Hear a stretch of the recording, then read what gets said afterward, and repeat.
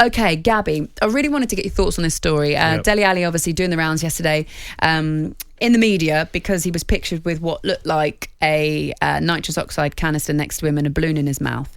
You can all come to your own conclusions, but it's just another chapter in a sad story for Dele Alli and his career, and the way that it's just seems to be spiralling downwards constantly at every turn. Every time he gets a new opportunity, every time there's a new manager, which we think, right, this is the one to get this kid back to the levels that we saw him when he burst onto the scene, and he was just one of the most impressive things that we'd ever seen in English football. Representatives are yet to comment on this photo that was circulating, but the FA and the PFA have been urged to just come in and help him, just try and help him. Gabby, first of all, I know that in your career you've experienced times like this where you've been photographed doing things that you shouldn't. Tell me what was going on. I think for me, I could have been photographed loads before social media come along. I'm glad I was playing half my career when there wasn't no social media. But when social media started to come around and phones got better, you could zoom in better on phones. You know, I remember being in Dubai getting pictured smoking shisha at a pool party. Then the photo got sent to the papers, the club saw it, they fined me because we're role models without being it's not our choice, but we are role models. We're not allowed to smoke shisha.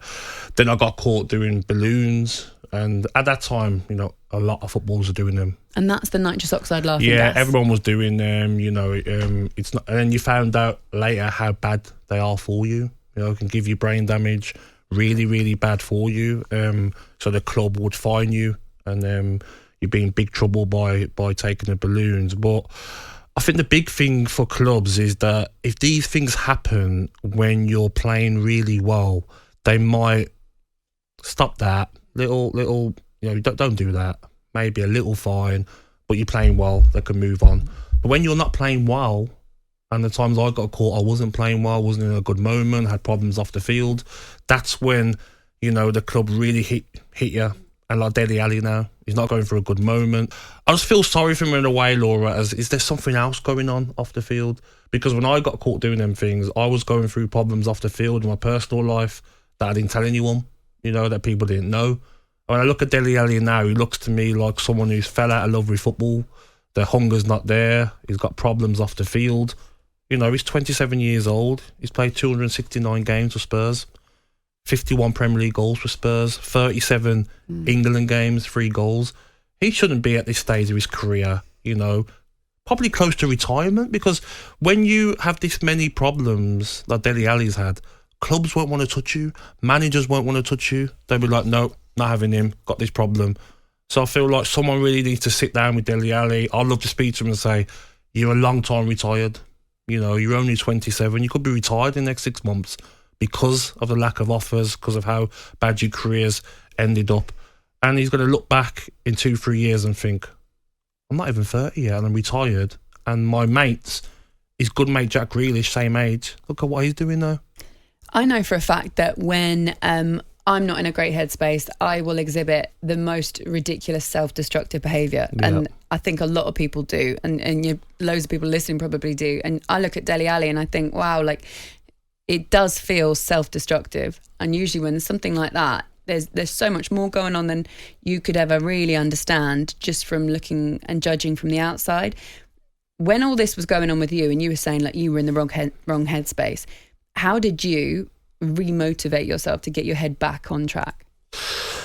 Family. I remember as well Steve Bruce coming in. When Steve Bruce came into Aston Villa, he was like really good, sat me down and says like, what's going on? Like, you don't become a bad player overnight, sort yourself out, get yourself fit, and I'll give you another chance.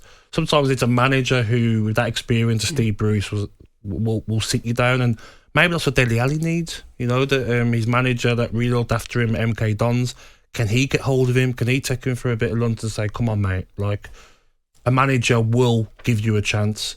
You know, can you get your career back on track? Footballers usually have this circle as well around them, and in bad circles, footballers could end up funding people's nights regularly, however many times a week.